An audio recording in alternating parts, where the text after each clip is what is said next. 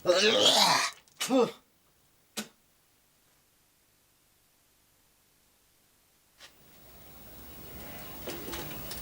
তো তোমার কাছে পানি চাই নাই ঘরজান। চাও না এসে আমিও জানি, ইচ্ছে হলে তাই নিয়ে এসি। ধরো।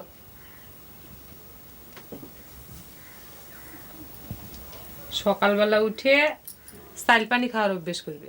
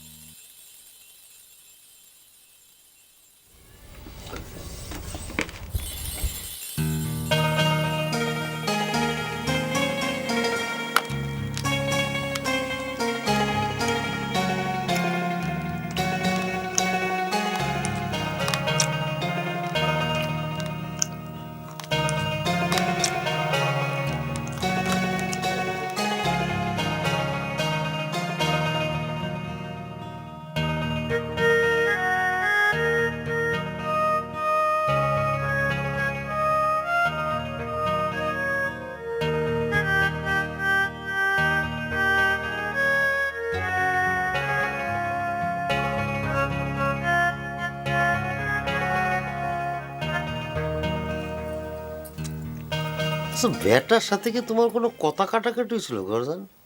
কে? ওই সিটার কি তোমার কাছে নালিশ করেছে নাকি?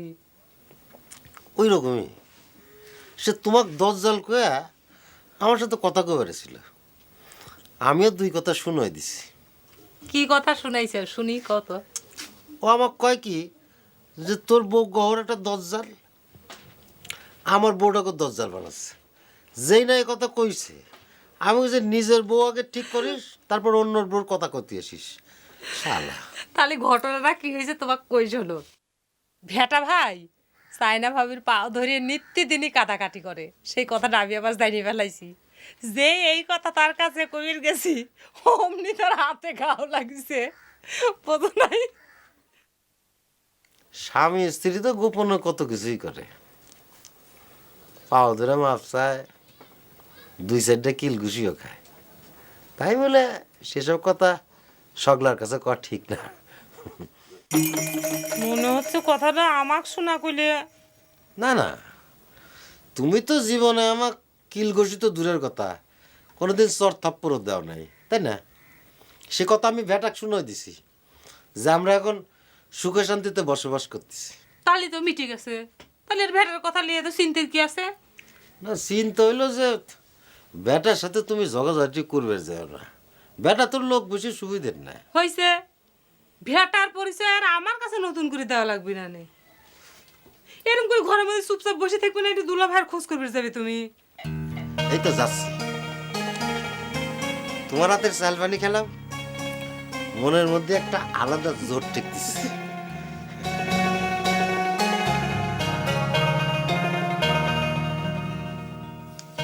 জামাটা দাও দিনি। কে? ও মা, আমি দেবো কিছু নিতে মা, নিজে। আচ্ছা ঠিক আছে। আচ্ছা বসতি।